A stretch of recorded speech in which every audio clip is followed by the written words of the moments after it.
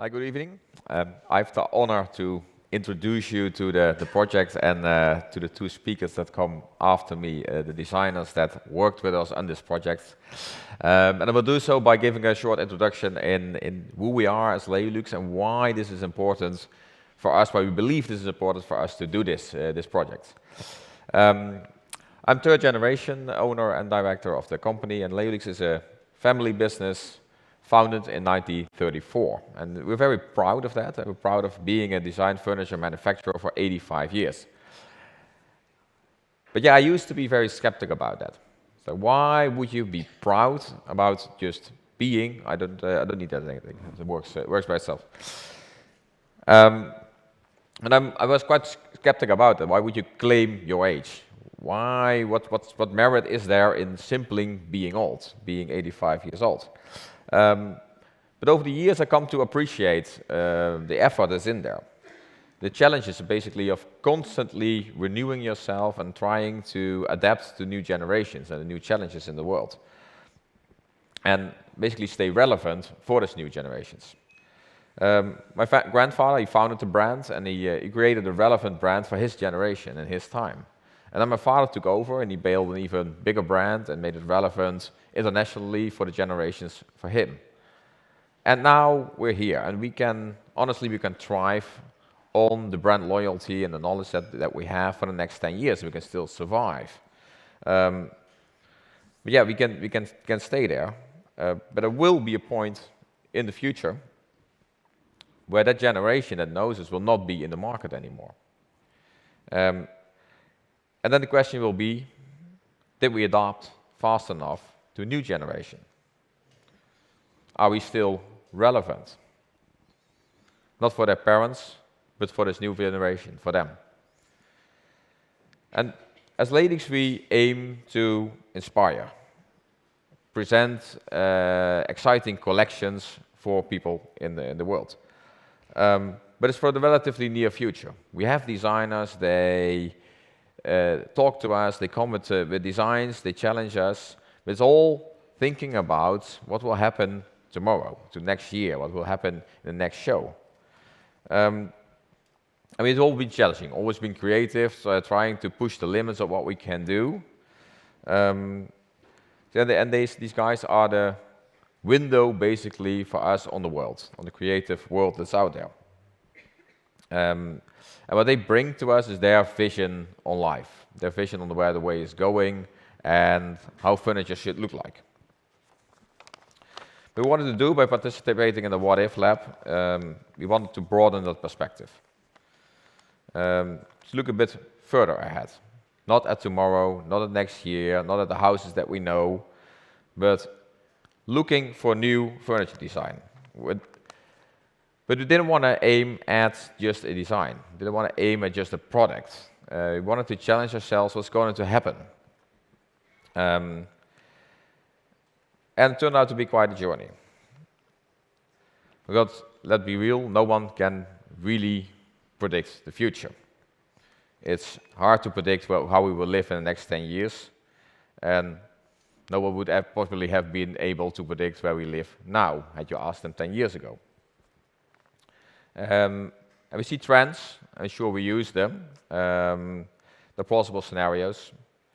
So there's things that are changing in the households right now, when we see that as well. It's the days are long gone that you sit with your family in front of a television and you watch your television shows which start at 7 or at 8 or at 9 o'clock, and you all gather there. Nowadays, you all sit scattered through the house, you all have your different tablets and views, and everybody watches their own show and uses their own space with their own timing on what to do, which means that you really have different types of furniture. You need those in your house, and those things are changing, and that's the relatively near future. What we wanted to do is really address a different question. And what the What If Lab challenges is with the question, what if we would design our living space today according to the needs of 2030. So 10 years ahead, it's honestly not that long far ahead. And we were overwhelmed by the reactions. There were 36 design teams responding to the challenge and coming to us with great proposals. And they're all very different and they're all challenging. And every single one of them brought about its own inspiration, new angles. I lost my microphone. Um, and we learned that the standard that they were brought in was extremely high. There were a lot of energy already in reading all the concepts and trying to find the 3 finalists there that were able to build on that and actually present their ideas to us. So we came up with 3 finalists ultimately. And one of the decisive factors was obviously how we could translate the ideas into a presentation here on the Dutch Design Week. Because one of the most important things that we wanted to do with the project was interact. Interact not only with creative minds here at Dutch Design Week in Eindhoven, but also with a broader audience. To get inputs on what are we doing, are we asking the right questions, are we giving plausible answers, and do people recognize what's happening there? So we looked at the 3 finalists, and we had designer duo Reef Roshan. They defined contact as the most essential human need. And with a series of artistic objects, they beautifully gave shape to our different living spaces. They didn't make it to the final Dutch Design Week, as did Soft Bodies, who is here today, and they had a great proposal. It was actually one of the most futuristic of the ones that we have. They were really looking ahead to the future, and I really loved what they did. And they would tell you themselves about it, but they really broadened a living space and extended a layer on that by using technology and adding a virtual space where you could actually sit and meet and do things from the confined space of your home. It was a beautiful project, and the main reason why it's not here is because we were very afraid that it was hard to interact with the people, because they really envisioned a project and a future which is out there, which will be out there. The technology has yet to be developed to really show it. And that's hard for an audience that has a couple of minutes for you on Dutch Design Week to tell them something without context, without technology that has yet to start. And that was one of the main things that made it hard for us to present it here. And therefore the honor went to Studio LONK. And they addressed some very essential topic, the topic of living space. Living space is a rare good instead of a commodity. We're used to having space around us and claiming that space. And they envision a future that's saying living space will be a rare good. You have to fight about space. You have to find out who can own that. How much space is each of us entitled to? And who do we share that with?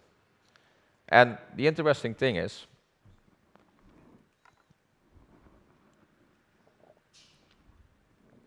this thing became very accurate in the Netherlands over the last couple of weeks. Everybody who lives here has seen the nitrogen debate, farmers marching to The Hague, and all of that is about space. Because we're a small country, and we're about to live 20 million people in it, and the discussion, who owns the countryside, is very apparent. Who do you share it with? You want nature there, you want suburbs there, you want windmills, you want solar parks, you want farmers. And they all want to claim a part and a share of that countryside. But they also have to ask themselves the question, and we have to answer that question, who do you want to share it with? Do you really want a windmill next to your suburb? Do you want a farmer next to your nature? How do you do that? How do you combine those things? And what Studio LONK did was actually asking that question already before and transposing that to the living space and asking the same questions. Who do you live with?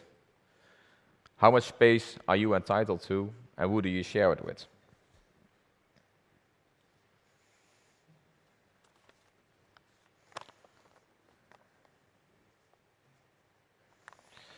So what Studio LONK did, they translated these questions into the living space, and they set up the installation Filter Family. It gives the visitors of Dutch Design Week the opportunity to experience the consequences of shared living spaces. And they do that so by changing panels and soundscapes. I hope most of you have seen it actually, where you can get that illusion of what happens when you share, broaden your space and share with other people. And by doing so, they helped us to grasp that real needs for 2030. And they helped us starting to find solutions for that. I think for us is now, what's the practical value of that? We're a furniture design company, and we create furniture for people in the houses today. So why do we ask that question for 2030, and how do we translate that to us? Why do we do that? And by asking this question, by doing this, it doesn't tell us what to do. And question, does it give us concrete new designs? No, it doesn't. But it does bring about new and unexpected encounters for us. And it brings about discussions with a design-conscious audience here. And it makes us uncomfortable. Because it all poses the question, are the products that we design today even relevant for the needs of 2030? And if not, are we relevant? And that is an important thing to ask yourself. Because I thought about a family firm of 3 generations. And besides doing Leolux, I'm raising the 4th generation. And there needs to be a firm for them. Are we doing things that are relevant for 2030? And are we asking the right questions to ourselves? Just for us, the Dutch Design Week brings us in touch with all those visionary creators that are here. People who would dare to challenge and to ask that uncomfortable question. People to dare imagine answers to those questions that might be right or might not be right. Nobody knows. But they will help us get on this path towards a living space according to the needs of 2030. And we don't know what those needs are, but we know that we have to start now to design for it. All right, thank you, and we'll give the room to the designers.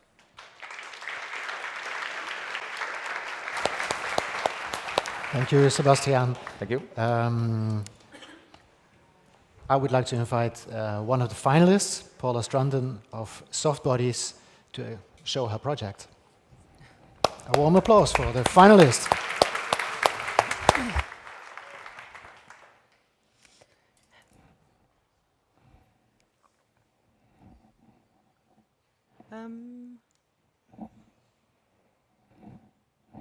How does it work?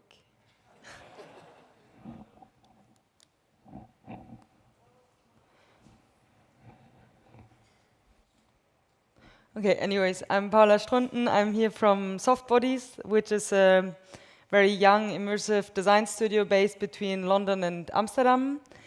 And we have been doing, we only graduated last year. We all studied architecture. And what we've been doing within the last year is starting to develop a body of work that does mixed reality experiences. Yeah, maybe we can just... Can I just go one? Yeah. So that's Soft Bodies. That's John Cruz, David Fluke, and myself. And yeah, as I just said, we've been doing like installations that are mixed reality and that always play between the physical and the virtual. There's my graduation work, Microutopia, which maybe some of you might have seen in the Netherlands throughout the last year. Then there is Weightless Bricks that was exhibited at the Royal Academy. There's Weightless Collaboration, which only recently was exhibited in London, which is a networked mixed reality experience, and The Talking Trees of Tallinn. And as you might see within all these images, that there's a person always wearing a VR headset, but there are no controllers. So the hands are free, and we work with hand tracking, which allows us to really bring a very particular physical object within the virtual realm. So while we work with cutting-edge technologies, to us as a studio, it's highly important to really think about like the quality of craft and to think about material qualities such as the weight of an object, the surface, the temperature of it, and the way we hold and handle it by ourselves and also in relation with another person. So there's only 5 minutes. I'm going to hurry up to present to you the project that we developed for the What If Leolux 2030. I did that together with John Cruz, and it was called Brief Dreams. Within our research, we mainly found out that in 2030, I mean, it's not so far from today, so there's not so much which is going to change, but I think the most striking to us was the fact that we'll increasingly live more solitary. So we really took this idea of loneliness as the driver for our concept and came up with this quite speculative proposal to say, imagine our home is not a house or a flat or a room, but a series of mixed reality objects that enable us to share space and time regardless of where we are. So to illustrate that to you, I'm going to read you a little story.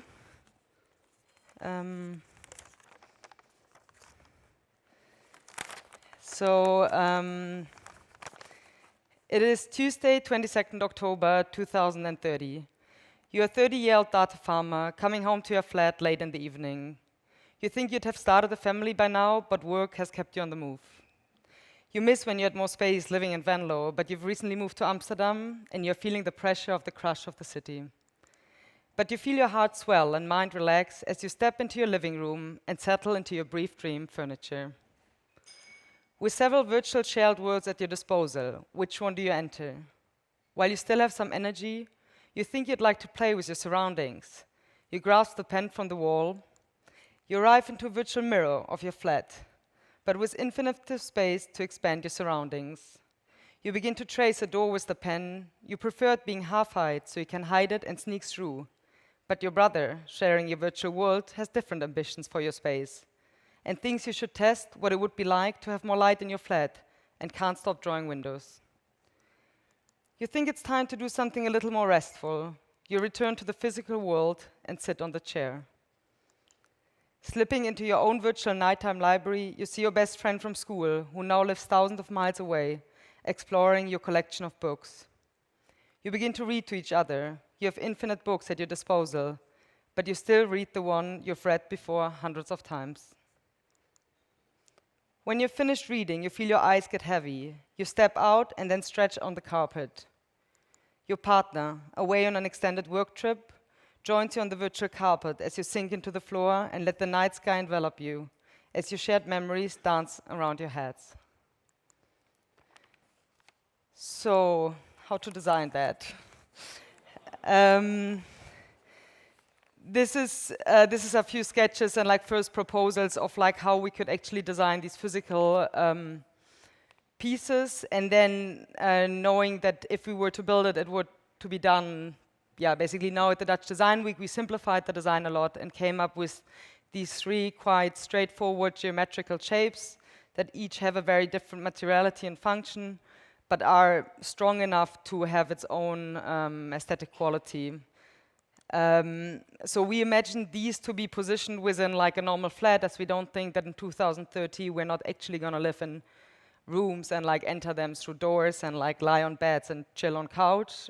But what we think is that there's the potential to have these additional pieces that are smart enough to connect us virtually through a shared space with the people we love and like to spend time with. So the concept basically is that dissolution of the architectural surrounding and the potential of inhabiting virtual spaces that somewhere sit in between these physical objects and our imagination. So there was the proposal to have these 3 pieces and like a VR setup, and then, as I said before, to us like the actual physical making of our work is always very important. So you see in these images that there was little time and money, and we did it out of paper mache. But it was really important to actually build the volumes and have at the pitch, everybody goes through the experience by being able to, what does it make if you lie down in a position, that if you sit down, or that you take like a tracked object that you move around. So you see like each of the pieces went with like an adjoining space that then could be virtually shared. So the chair would be like a swiveling element that sat within like like an octagonal structure, which was the library. The carpet would let you descend within this almost like a Colosseum-like space where your memories would be like whispering around your head. And then the pen would be like the tracked object within which you could like draw a line. So as the whole idea was about sharing that space and being able to be there with another person, it was set up as like a networked experience. So this idea of being able to share these virtual spaces independent of where you are within the world, we find it extremely powerful, and we call it long-distance space.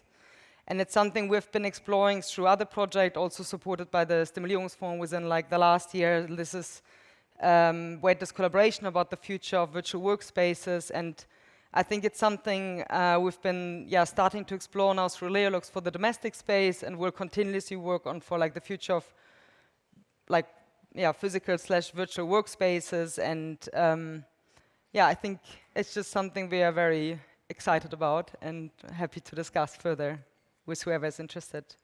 That's it. Thank you.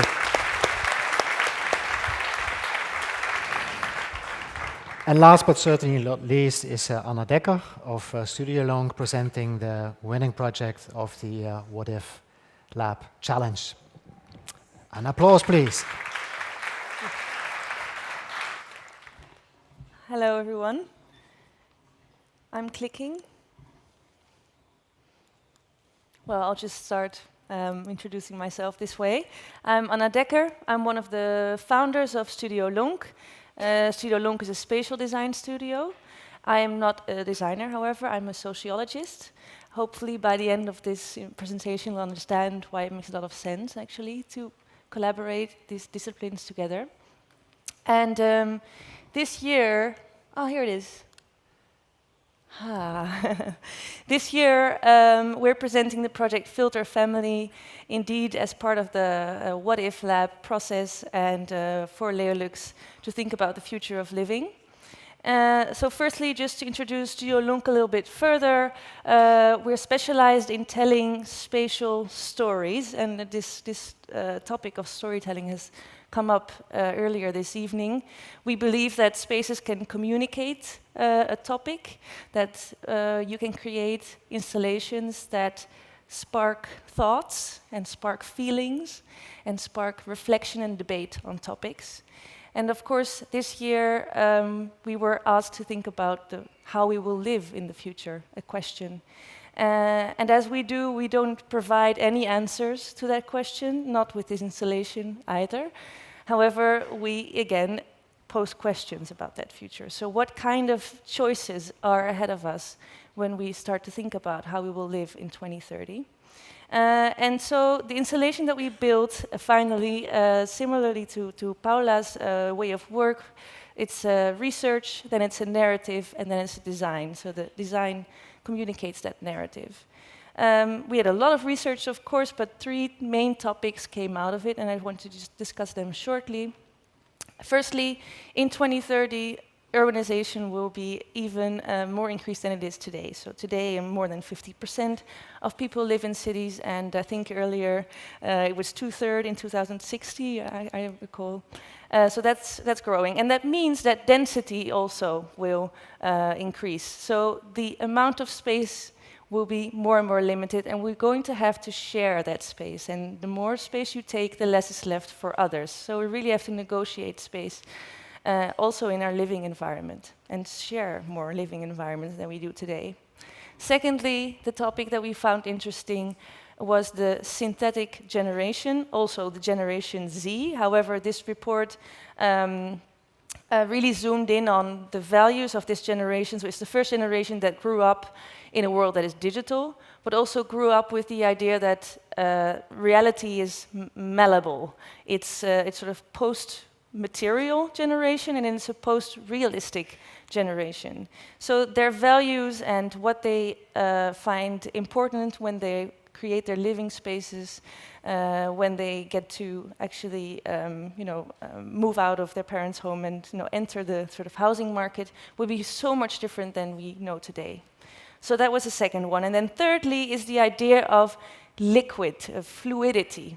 The idea that in the future we can expect that the difference between real and fake, physical and digital, will be blurred to a much larger extent. Also in terms of relationships. So we think that spaces will be shared to a larger extent, but also in different compositions. So households will be changing much more rapidly as well as we lead these sort of nomadic lifestyles. So again, like I said, we are not presenting the future of living at Dutch Design Week, but we are asking questions about it, and I think important questions. Some of them I've brought with me, but of course I do hope that if you haven't visited us yet, that you do so for the rest of the week. And these are some of the questions that came up out of the research, and we hope that the installation spurs these debates and discussions about these questions. So the three elements that I've just described, urbanization, the synthetic generation, and the fact that everything is liquid and blurred in the future, are all translated into a spatial design. And that was a drawing of it that you saw, a render, and this is the work as it is currently. I hope it will become a movie. Maybe not. Ah, here we go. Right, so in the installation, central in the installation is a very large Leolux couch. It's 13 meters long. It's obviously way too big for any individual household. So automatically it assumes that you're going to have to share this space. Then, so there's the density and the urbanization there, and the fact that you have to share space and negotiate space. Then there's 14 panels, plexiglass panels by 2 by 3 meters. They're very large and heavy, but they're still light because you can move them along rails over the ceiling. And by moving these rails, you create spaces that are either more personal or more shared. And there's a soundscape, and I purposefully didn't bring the sound, because the sound is a very important element of the experience, and I just hope that this makes you want to go there and actually experience the whole thing. And anyway, the sound responds to you opening up or closing these frames. Also, the frames have patterns on them, as you can see, and they create a sort of a moiré effect. So two patterns that are just slightly different from one another. When you look at it, it looks like it's moving. This, again, represents the fact that we filter reality to a larger extent in the future than we do today, and also that the times are liquid, so to say. So I think what it ends up being, I guess, is on the one hand an installation where you walk up and you hear music and you start playing around with it, and it's very sort of intuitive and playful. On the other hand, if you look around you, there's questions marked up on the windows, and there's a text there, and we're really there to dive into the story behind the installation with visitors. So we've been doing that in the last couple of days, and we've been having some really interesting conversations as to how we can create privacy within a shared environment, how we can invite others in our environment at one moment and then close off at the next moment, and just think about how to create a more fluid living environment and what that might look like in the future. So please do visit us for the coming days at Strijp TQ on the 6th floor. It's also a floor with 360 degrees view on Eindhoven. It's only opened this year, this building, so already that's a reason for you to come visit us. Thank you very much. I hope I was on time.